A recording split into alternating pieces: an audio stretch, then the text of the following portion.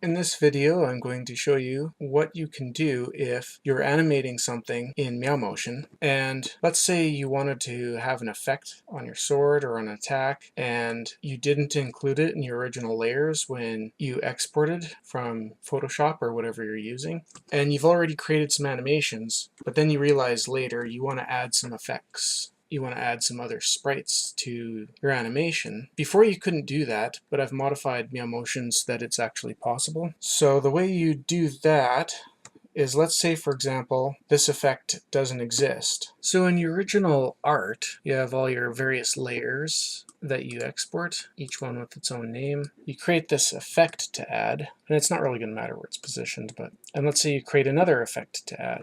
And so what you could do is export to layers again, and you'd get all your extra effects as a different layer. Probably best to give them a name. Upward swoosh, down swoosh. So yeah, you'd go file, export, or wait, file, scripts, export layers to files. And then in your work folder where you exported it to, you should have all his different parts, including now the two swoosh pieces. I didn't actually do it that way. I actually just went directly into the Inquisitor PNG that was generated and directly copied these layers right into it. So that's probably a quicker way to do it. So I kind of took a shortcut when I did it because I only had two images that I wanted to add. So this would be the original image. So it would have been something like this. And obviously I can't fit those other two layers onto this. Like normally I might be able to add something here or add something here, but in this case I'm going to have to extend the canvas size.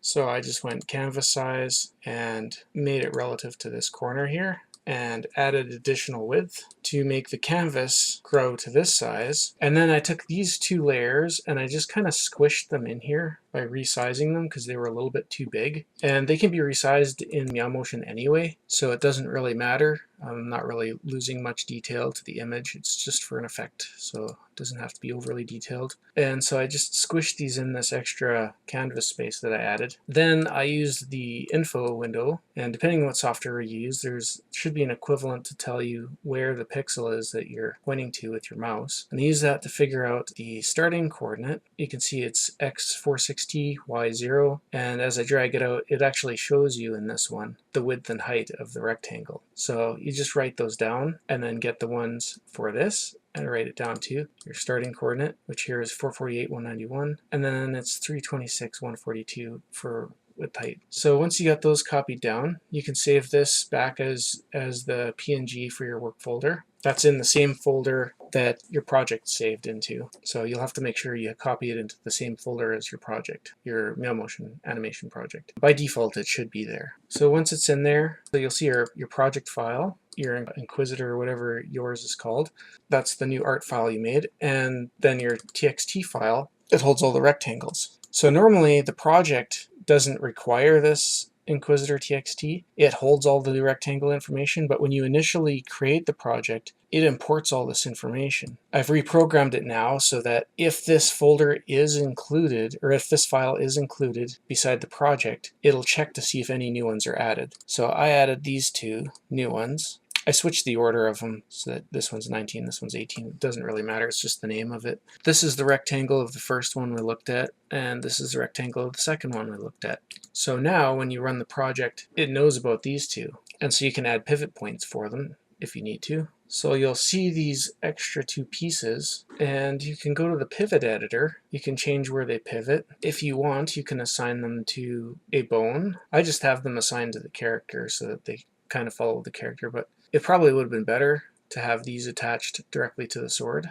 And then during my animation, I just add in some keyframes to adjust the position and rotation and scale of those items. And I can cue their visibility just by going hide show on a frame. So at these frames, these are both hidden, and I want it to blend in to be visible in this frame. So I show that it's visible on that frame, and then I would go key blend for a part, and I'd blend from this key to this key so I don't have to do visibility for all these other keys. Same thing here, and being that it's an effect, I didn't think it needed to follow the sword too perfectly. So I even used the distortion a bit to try to fix the flow of the effect. Make it visible at that frame, the other one invisible, and then at this frame, invisible, and then just a key blend for part from here to here. And then I can reposition at these keyframes to get it precisely where I want it for those frames. Here I used scale children so that I could distort and stretch everything way out to give a really crazy jab effect. So now you can add extra effects or extra sprites to your animations, even though you've already been working on your animations. And it should work okay. If you find any bugs, please let me know, and I'll see if I can correct them. So far I haven't found any bugs.